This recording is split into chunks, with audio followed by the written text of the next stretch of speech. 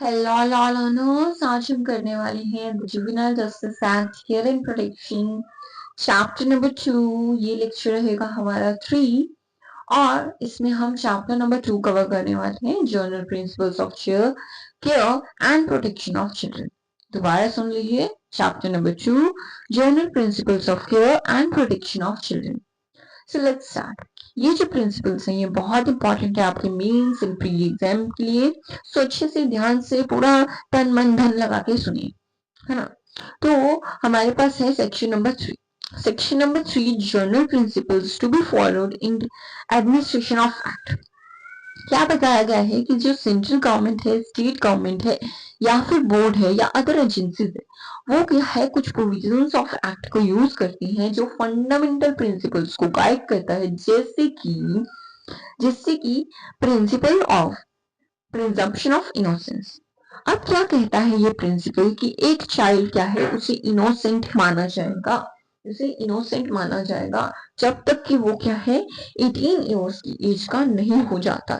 जब तक वो क्या है 18 इयर्स की एज का नहीं हुआ जाता। Let's see, any child shall be presumed to be an innocent by any malified or criminal intent to the age of 18 years. मतलब 18 साल का जब तक वो नहीं होता, उससे पहले ऐसा माना ही नहीं जा सकता कि वो कुछ गलत सोच सकता है, उसके गलत इरादे हो सकते हैं, क्रिमिनल इंटेंट उसका बन ही नहीं सकता है। ठीक है, बच्चे का ये माना जाता है। इसीलिए फर्स्ट हमारा प्रिंसिपल है principle of presumption of innocence. I hope इतनी सी बात आपको अच्छे से समझ आ गई है। Now we are moving to next principle, और इस प्रिंसिपल का नाम है principle of dignity and worth. क्या मतलब है इसका कि लोगों को क्या है, every human being shall be treated with equal dignity and rights. Equal dignity मतलब सबको क्या है, समान अधिकार और समान मान मिलेगा, ये माना जाता है, चाहे वो बच्चा हो चाहे बड़ा हो। तो ये principal of dignity and worth माना जाएगा। नाउ थर्ड प्रिंसिपल हमारा है प्रिंसिपल ऑफ पार्टिसिपेशन। पार्टिसिपेशन का क्या मतलब है यहाँ पे कि हर बच्चा है, उसे क्या है, उसे सुनना, उसको हर चीज प्रोसेस में पार्टिसिपेट करना, डिसीजंस को ध्यान में देना, उसका जो भी उसके इंटरेस्ट या फिर सब चीजों पे, मतलब जो बच्चे पे इम्पैक्ट डाल रहे हैं वैसे डिसीजन को लेने में पार्टिसिपेशन करवाना, that is principle of participation. क्या कहता है ये principle? Every child shall have a right to be heard and to participate in all processes and decisions affecting his interest, and the child's views shall be taken into consideration with due regard to the age and maturity of child। क्या है, participate करवाया जाएगा एक बच्चे को हर उस चीज में, प्रोसेस में, डिसीजन में जो उसके ट्रस्ट में लिया जा रहा है। बच्चे के व्यूज भी लिए जाएंगे ध्यान में, और उसकी मेच्योरिटी और एज को ध्यान में रखते हुए। और ये क्या है, राइट टू बी हर्ड के अंदर आता है। Clear? Now principle of best interest. बच्चे का हक जो है, इंटरेस्ट जो है, वो सबसे पहले प्रायोरिटी पे आएगा। ये प्रिंसिपल हमें बेस्ट इंटरेस्ट बताता है बच्चे के लिए।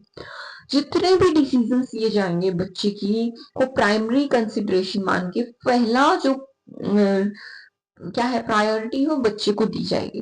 जैसे all the decisions regarding the child shall be based on the primary consideration that they are the best interest of the child and to help the child to develop full potential.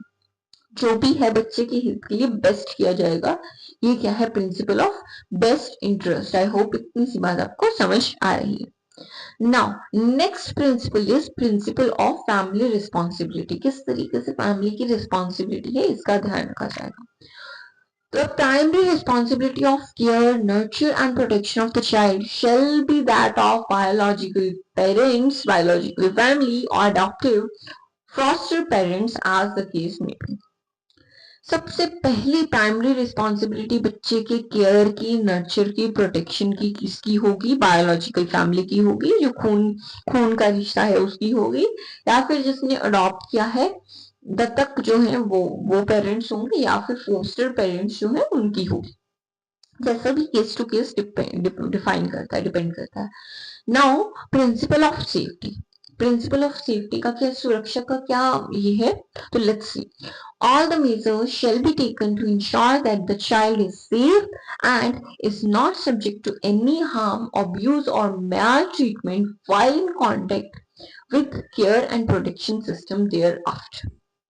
अब बच्चा जो है सबसे पहले उसकी safety को देखा जाएगा, ये चीज का ध्यान दिया जाएगा कि उसके साथ कोई भी हार्म, कोई अब्यूज या फिर मेल ट्रीटमेंट ना हो, कि कहाँ पे, अगर वो केयर एंड प्रोटेक्शन सिस्टम के अंडर है स्पेसिफिकली तब, ठीक है। तो that is principle of safety. Now next is positive measures. किस तरीके से पॉजिटिव मेजर्स लिए जाते हैं ताकि बच्चे का जो वेलबींग है वो अच्छे से हो सके।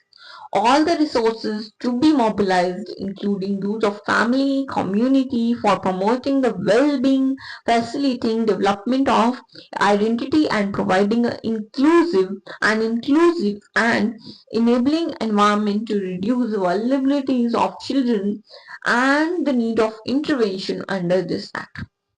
तो जितना भी दखल अंदाजी की जरूरत होगी ये सब कुछ करने के लिए, बच्चे के लिए पॉजिटिव मेजर्स लगाने के लिए, तो वो किया जाएगा ताकि उसकी वेलबींग अच्छे से हो सके, फैसिलिटेट कर सके उसकी आइडेंटिटी, और इंक्लूसिवली इनेबलिंग एनवायरनमेंट डाला जा सके। और जो भी बच्चे को जो भी प्रॉब्लम है कि वो बुरी संगत में जा सकता है, तो वो चीज का ध्यान रखा जाए और पॉजिटिव मेजर्स, पॉजिटिव लाइफ की तरफ से जाने में हेल्प की जाए। Next is principle of non stagnating segments. अब इसमें क्या है, एडवर्सल या फिर एक्यूस्टरी वर्ड्स जो है वो यूज नहीं किए जाएंगे, are not to be used in the process of pertaining offer to the child. मतलब बच्चा है उसके खिलाफ कोई गलत अब्यूज या फिर एक्यूज, मतलब कि तुमने गलती की है, तुम गुनहगार हो, ये वर्ड्स का है यूज नहीं किया जाएगा। नेक्स्ट इज नाइन्थ, हमारा जो प्रिंसिपल है वो क्या है, principle of non waivers of rights. कहने का मतलब क्या है, no waiver of any of the right of the children is permissible और valid whether sought by the child or person acting on the behalf of the child or by a board or a committee, and any exercise of a fundamental right shall not be amount to waiver। अगर कोई बच्चा है और वो अपने अधिकारों का क्या है यूज नहीं कर रहा है, देन वो चीज not waiving the rights is also acceptable. अगर बच्चा नहीं चाहता है बोलना, कुछ भी बताना, तो वो भी कर सकता है। क्लियर। नाउ नेक्स्ट इसमें हमें बताया है, क्या बताया गया है, principle of equality and not discrimination. यहाँ पे हर बच्चे का क्या है बराबर माना जाएगा और किसी भी तरीके का भेदभाव, डिस्क्रिमिनेशन नहीं किया जाएगा against a child on any basis, like caste है, सेक्स है, एथनिटी है, प्लेस ऑफ बर्थ है, डिसेबिलिटी है, इक्वालिटी ऑफ एक्सेस है, अपॉर्चुनिटी है, ट्रीटमेंट है, राइट। तो सबके क्या है, इक्वालिटी, समान भाव से देखा जाएगा। Now next is principle of right to privacy and confidentiality. अब कहने का मतलब क्या है कि हर बच्चे के पास, every child shall have a right to protection of his privacy and confidentiality. कहने का मतलब है कि बच्चे को अपनी निजता रखने का अधिकार है, और जो भी उसने किया, जो भी गलत वगैरह मान लो किया है, तो वो किसी सबको बताया ना जाए स्पीकर पे कि हाँ हाँ इसने ये किया है, हाँ हाँ, ये सब नहीं। तो उस बच्चे का क्या है, राइट टू प्राइवेसी और कॉन्फिडेंशियलिटी है, ठीक है, by all means and throughout the judicial process. तो उसे भी कोई ऐसे पब्लिकली हरेस नहीं कर सकता।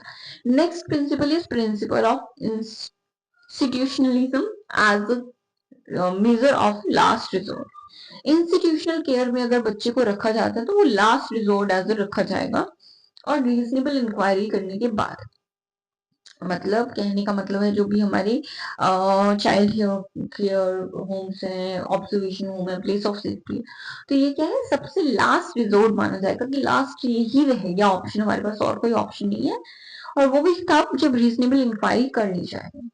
नेक्स्ट प्रिंसिपल इज, हमारा जो प्रिंसिपल है 13th प्रिंसिपल, वो हमें बताता है कि प्रिंसिपल ऑफ रिपार्डिएशन एंड रिस्टोरेशन। इससे क्या है, जुवेनाइल जस्टिस सिस्टम में अगर कोई बच्चा आता है और उसको क्या है, अपनी फैमिली के साथ दोबारा जाने का, मिलने का हक है ना, right to be reunited with family, है ना, at earliest and to be restored, और दोबारा उसी सोसाइटी में उसे डालना, बहुत उसका हक है उसी सोसाइटी में जाना।